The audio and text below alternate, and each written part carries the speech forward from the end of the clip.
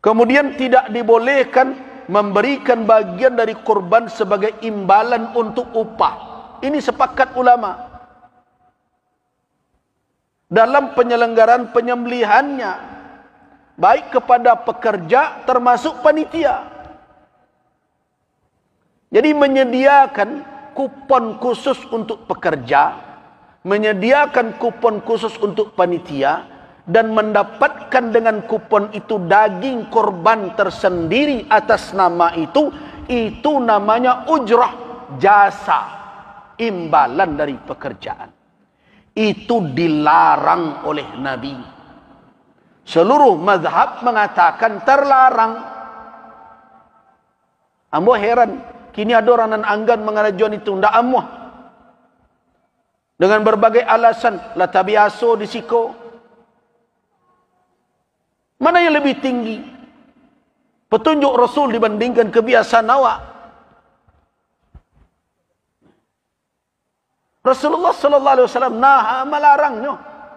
Di dalam hadis sahih dalam riwayat Imam Muslim dari Ali bin Abi Talib radhiyallahu anhu, amarani Rasulullah sallallahu alaihi wasallam an aquma ala butnihi. Aku diperintahkan oleh Rasul untuk mengurus unta beliau. Wa amarani, bahasanya celik, dan memerintahkanku, Nabi memerintahkanku, an aqsima luhumaha, untuk membagi dagingnya, wa juludaha, kulitnya, wa ajillataha, dan hiasan punggungnya. Jadi untuk korban tu biasanya diselimuti pakai kulit binatang pula, sehingga gagah bentukan. Disiarkan seperti itu. Ajo kulit pelampok punggungnya tu harus dibagi pula tu. Perintah Nabi kepada Ali. Dan memerintahkan pula Nabi, perintah Nabi berikutnya, wa alla u'tiyal jazzara. Dan Nabi memerintahkan jangan saya berikan tukang jagal. Itu pekerja tadi.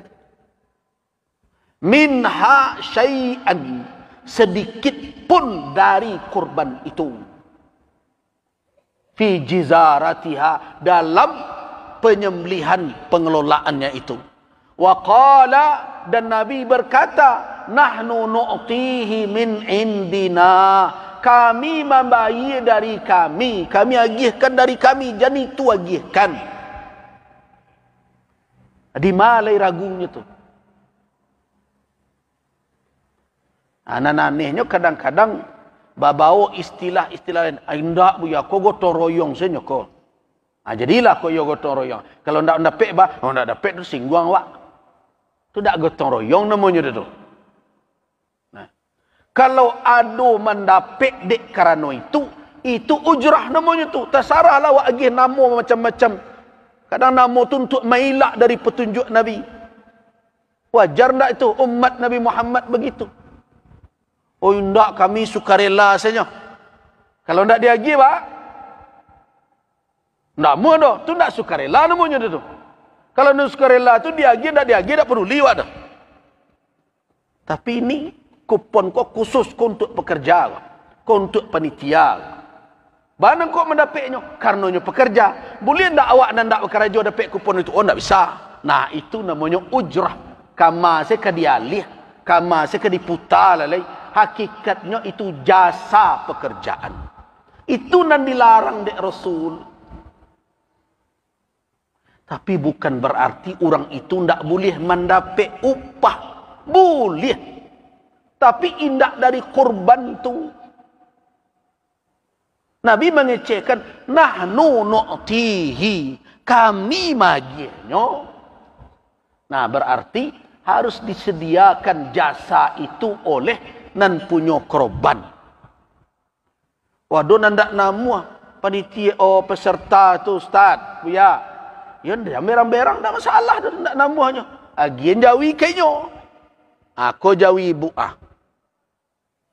bantailah surang. Kulitilah surang. Cancanglah surang, bagianlah surang. Selesai masalah.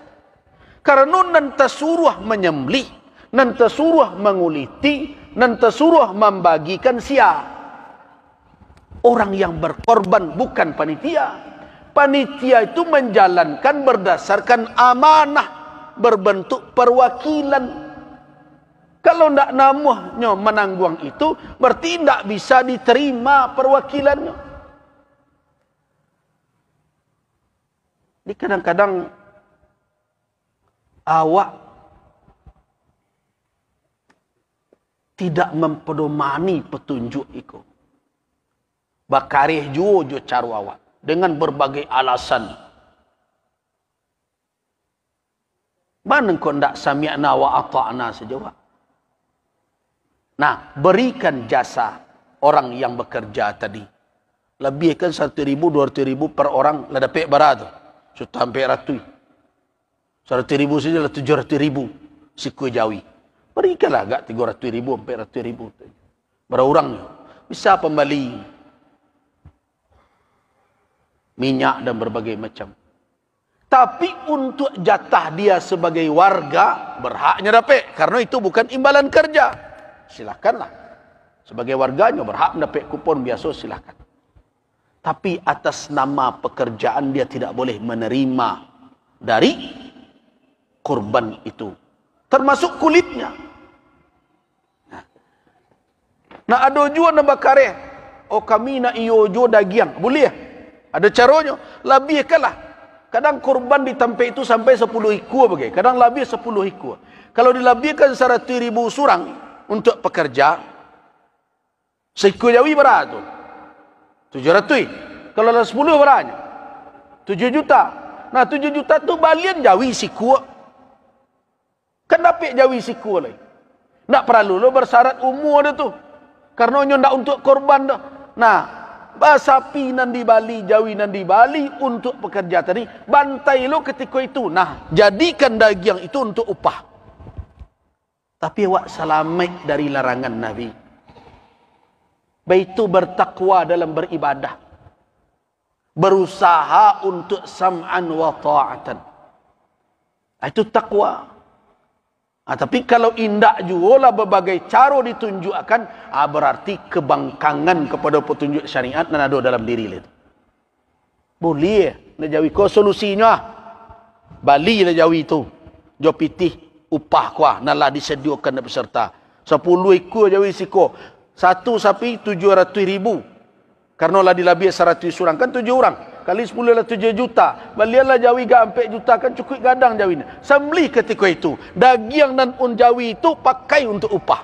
Hendak terlanggar larangan Nabi SAW. Nah kemudian bagaimana dengan kulit? Kulit dilarang dijual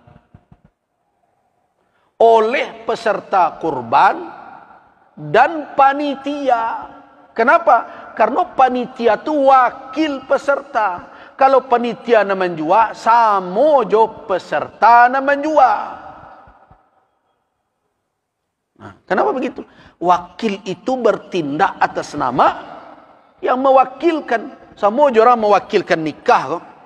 Kalau ada orang ke menikah, diwakilkan misalnya ke seseorang. Akhirnya, tiko ijab kabul, aku terima menikahi anak bapa. Mewakili kawan nambo sianu dengan maharnya sekian tunai. Kamu itu kan? Sianu menikah. Orang nama salam tu kah? Atau kawan yang diwakilnya? Kawan yang diwakilnya jadi bawa lebih ni orang. Kau tindakan wakil, tindakan yang mewakilkan. Jadi kalau panitia yang menjual, sianu menjual sebenarnya? Peserta. Kan dilarang dek Nabi. Nah. Di dalam hadis Abu Hurairah diriwayatkan oleh Al-Imam Al-Hakim An-Naisaburi.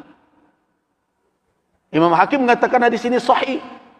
Syalbani mengatakan hasan. Hadis ini bisa jadi hujjah. Man ba'a julda udhiyatihi, siapa yang menjual kulit korbannya, fala udhiyatalah. Tak ada korban tu inyo. Nah, tak ada yang keluar dari hukum itu melainkan sebagian dari kalangan Hanafiyah. Dan lain mengecekkan haram. Aman kawak pacik. Tentu lebih kuat hukum dan mengecekkan dilarang. Tapi bajak kulit ko caranya. Nah, sederhana. Agihkan ke fuqara dan masakin. Yo mengapa magianyo dicancang? Mengapa dicancang? Agi secik-cik kenyo. Pilih orang fakir miskin nan mungkin yo sama dapat jo nalin 1,5 kilo atau 2 kilo atau 1 kilo, tetapi keluarganya jauh lebih besar, kondisi lebih parah. Nah, agi kuah kulit jawi. Nyo tanyo, kamanga de ambo dak pandai memolahnya depak panitia. Nantilah kok tiba orang membeli jual dia awak. Orang yang menerima tidak dilarang menjual. Asalahnya. Kan masalahnya ndak buntu sadonyo do. Cuma kadang perangai panitia ku ada ndak ka diatur-atur. Itu masalahnya. Itu masalahnya. Berarti ketundukan kepada petunjuk syariat nan ndak ada. Supaya lebih aman jalannya. Sudahlah, terima orang kau mari pak berapa orang? Aku kulit 10 pak 10 orang, ambil cik seorang. Kau kami tu ada orang kembali kulit dah, pak lah beretongnya dah sarah repak lah sinan. Kalau itu dilakukan melanggar tak? Tak ada melanggar. Kenapa? Karena orang sudah menerima berhak untuk menjual. Nan hebat bana kini kulit ko dijawi jo lai, ala dijualnya kurang. Lun tangga dari Jawi lejuanya, terima biti. Dan berbagai macam. Nah, Bapak dan Ibu jamaah rahimakumullah. Banyak lagi sebenarnya yang perlu kita perbaiki. Cara pemberian. Kadang dek karano caru awak tu ada lu nan dak tapik. Orang fakir, orang miskin nan tahari lah. Nanti lecehkan. Orang diaruk kadang-kadang berdasaknya. Basasaknya. Padahal kita harus menjaga. Sedekah itu jangan diiringi oleh adza. Oleh kalimat, sikap. Yang menyakiti orang yang menerima. Yang merendahkannya. Karena itu setiap tahun usahakanlah memperbaiki. Supaya ibadah awak itu tagak di atas ketakwaan. Itulah pesan nombor. Saya cukupkan sampai di situ.